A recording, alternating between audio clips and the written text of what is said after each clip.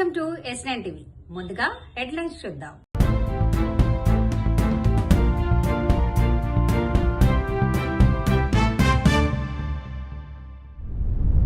Dumping యార్డ్గా మారిన Boinpally market yard. అమరావతికి చట్టబద్ధతపై assembly ప్రత్యేక సమావేశంలో తీర్మానం. అనుమతులు లేకుండా అక్రమ మైనింగ్. ఆర్టీసీ క్రాస్ రోడ్ దగ్గర తీవ్ర ఉద్రిక్తత. ఆంధ్రప్రదేశ్ రాష్ట్ర సమగ్ర అభివృద్ధి కోసం అమరావతిని రాష్ట్ర రాజధానిగా గుర్తిస్తూ స్పష్టమైన స్థిరమైన నిర్ణయంతో ముందుకు సాగడం అత్యవసరమని అభిప్రాయపడుతున్నాం. దీనికి అవసరమైన అన్ని రక్షణాత్మక చర్యలు తీసుకోవాలని భావిస్తూ సంబంధిత చట్టాల్లో తగిన సవరణలు చేయడం ద్వారా రాజధానిపై స్పష్టతను స్థిరత్వాన్ని కల్పించవచ్చని గుర్తిస్తూ ఆంధ్రప్రదేశ్ శాసనసభ క్రింది విధంగా తీర్మానిస్తోంది. Hereby resolved to request the Government of India to amend the Section 5 of the Andhra Pradesh Reorganization Act 2014 as under A. To include the word at Amaravati to subsection 2 of Section 5. B. To add the words and Amaravati includes the capital city areas notified under Andhra Pradesh Capital Region Development Authority Act 2014 to the explanation to Section 5. ఈ తీర్మానాన్ని చర్చించి దీన్ని బలపరచవలసిందిగా సంప్రదించవలసిందిగా అందరినీ కోరుకుంటూ సెలవు తీసుకుంటాం.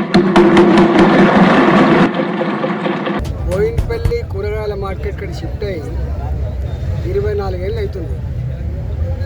5,000 మంది కార్మికులు, హమాలీ కార్మికులు, వేలాది మంది మహిళా కార్మికులు, వందల సంఖ్యలో గుమస్తాలు, వందల సంఖ్యలో షాపు యజమాన్యాలు, వేల సంఖ్యలో రైతులు, లక్షల మంది హైదరాబాద్ ప్రజలకు ఆరోగ్యాన్ని అందించే కూరగాయల మార్కెట్ ఇంత సుందరంగా గొప్పగా ఉండాల్సినటువంటి ఈ మార్కెట్ బాలాజీ నగర్ చెత్తయాడి కంటే కూడా దూరంగా మారిపోయింది. ఇది ఒక మురికి కూపంగా మారిపోయింది. మహిళలకు టాయిలెట్ లేవు, టాయిలెట్లకు తలుపులు లేవు, టాయిలెట్ కడిగిన డబ్బులు రాక అది దుర్గంధపూరితం. ఇక్కడ మురికి కాలువలు ఉన్నాయి, చౌక అయిపోయింది, తీసే నాదులు లేడు, మొత్తం రోడ్ల మీదనే మురికి కాలువ అంతా కూడా పారిపోతుంది. ఇక్కడ చెత్తను క్లీన్ చేసేటువంటి వాళ్ళు ఎవరైతే ఉన్నారో వాళ్ళకు నెలకు 6,40,000 రూపాయలు అయితే కాంట్రాక్టర్కు 9 నెలలకి ఇవ్వకపోవడం వల్ల వాడు పైసలు రావట్లేదు. ఫైనాన్స్ డిపార్ట్మెంట్కి పోతే 10% లంచం ఇస్తే తప్ప బిల్లు చెప్తే 9 నెలలుగా నాకు పైసలు వస్తలేవని చెప్పి వాడు చెత్త తీసుకుని బంద్ అయిపోతే 100 లారీల కూరగాయల చెత్త మొత్తం అంతా కుదిలిపోయి ఆ నీళ్ళన్నీ కూడా ఫ్రెష్ కూరగాయల బస్తాల కిందకి వస్తున్నప్పుడు, షాపుల ముందు పారుతున్నప్పుడు, రోడ్ల మీద పేరుకపోయిన 3 ఇంచుల బురద ఇవాళ మొత్తం ఇక్కడ ఉన్నటువంటి కార్మికులు మాత్రమే కాకుండా చుట్టుపక్కల ప్రజానికాలు కూడా దోమలు, ఈగలు, దుర్గంధం.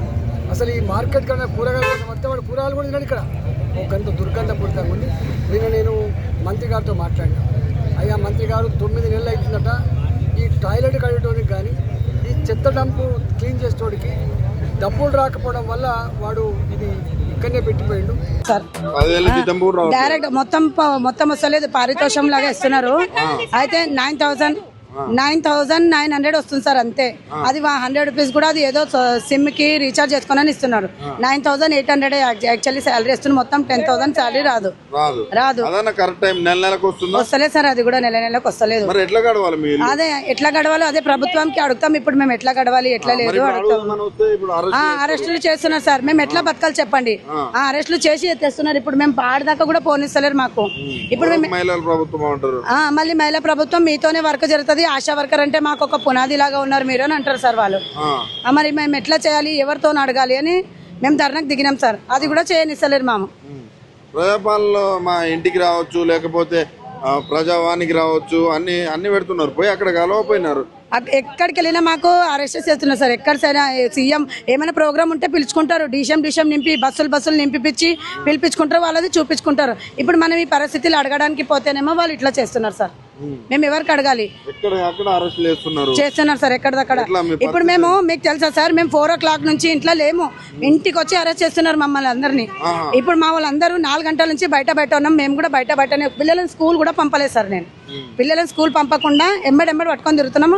డైరెక్ట్ ఇంట్లోకి వస్తున్నారు, మంగళట్ పిఎస్ నుంచి పోలీసులు వస్తున్నారు, అరెస్ట్ చేసుకుంటున్నారు మమ్మల్ని. ఇట్లా ఇంట్లోకి వచ్చి అరెస్ట్ చేస్తున్నారు. మాకు ఎట్లా న్యాయం జరుగుతుందని మేము ఇల్లంతా ఇడిచి దూరం బయటనే ఉన్నాం సార్. 4 గంటల నుంచి ఉన్నాం, ఇప్పుడు బయటనే ఉన్నాం మేము. మాకు ఎవరు అరెస్ట్ చేస్తారో ఏంటి అని బయటనే తిరుగుతున్నాం సార్. చాలా ఇబ్బంది ఉంది సార్. ఇటువంటి ఇబ్బంది ఎవరికి ఆడవాళ్ళకి రావాలి సార్. ఇది ఎట్లా ఉందమ్మా రేవంత్ రెడ్డి వచ్చినాక మీ పరిస్థితి? ఏం బాగాలేదు సార్, ఏమేం బాగాలేదు, ఏమేం చేయలేరు మాకు, అసలు ఒక్క రూపాయి కూడా పెంచలేరు. మాకు చాలా కష్టం నడుస్తుంది తెలుసా. ఇప్పుడు మళ్ళీ ముంగట ఎండలు ఉన్నాయి సార్, ఎండలలో మేమే వస్తామో ఏమవుతుందో తెలియదు సార్. మాకు ఇబ్బంది ఉంది, చాలా ఇబ్బంది ఉంది సార్, చాలా అంటే చాలా. శంషాబాద్ మండలం కోత్వాల్గూడ విలేజ్ సర్వే నంబర్ 62, 63లో ఇక్కడ మరి ఎటువంటి కాలుష్య పరిశ్రమలు పెట్టకూడదు జీవో 111 ప్రకారం. కానీ ఇక్కడ రాఘవ కన్స్ట్రక్షన్స్ ఒక భారీ స్టోన్ క్రషర్ ను డీజిల్ జనరేటర్ల మీద నడుపుతా ఉంది. ఆ రాఘవ కన్స్ట్రక్షన్స్ కు ఎండిఎల్ లైసెన్స్ లేదు, దానికి సిఎఫ్ఈ లేదు, దానికి సిఎఫ్ఓ లేదు, ఇండస్ట్రీస్ డిపార్ట్మెంట్ దగ్గర రిజిస్ట్రేషన్ లేదు. ఆ కంపెనీకి సంబంధించిన వివరాలు ఈ రోజు మీ ద్వారా సభ దృష్టిలో పెట్టబోతా ఉన్నాను అధ్యక్ష. ఈ రాష్ట్రంలో కొత్తగా అధికారంలోకి వచ్చినటువంటి ప్రభుత్వం ఈ రాష్ట్రంలో ఉండేటువంటి అన్ని స్టోన్ క్రషర్స్ ను ఇన్స్పెక్షన్ చేయాలని చెప్పి రాష్ట్రం యొక్క డైరెక్టర్ జనరల్ మైనింగ్ డిపార్ట్మెంట్ 21 మే 2025 నాడు రాష్ట్రం మొత్తానికి కూడా ఆయన ఆర్డర్స్ ఇచ్చినాడు. 21 మే 2025 మెమో నంబర్ 23444915 ద్వారా DMG is ordered for an inspection on all the stone crushers. దాని మీద ఇది గవర్నమెంట్ రికార్డ్ నేను చదువుతున్నాను అధ్యక్ష. The teams consisting of officials revenue department, Telangana pollution control board, Telangana SPDCL, mining department jointly inspected the stone crusher units, including the stone crushers of Measures Raghava Constructions India Private Limited on 22/5/2025 and recorded the stock available at the unit 5,130 metric tons of finished stone aggregates available at the unit. Adevidanga, this office issued show cause notice to Raghava Constructions Private Limited and requested to produce the documentary evidence of having paid seigniorage fees, the stock available at the unit 5,130 metric tons of finished stone aggregates. The company acknowledged the receipt of show cause notice. Company show cause notice receive చేసుకుంది and failed to produce any evidence. So, in that circumstances, not paying seigniorage charges, fee not submitted and not replied to the show cause notice, hence the demand notice is raised under Rule 26(3)(2) of TMMC Rules 1966. So, company ki show cause notice ఇచ్చినాం, స్పందించలేదు. ఆ show cause notice వాళ్ళు receive చేసుకున్నారు, అందువల్ల మేము demand notice issue చేస్తున్నామని చెప్పి demand notice ఇచ్చారు. ఇంతటితో వార్తలు సమాప్తం. మరిన్ని అప్డేట్స్ కోసం చూస్తూనే ఉండండి S9 TV న్యూస్.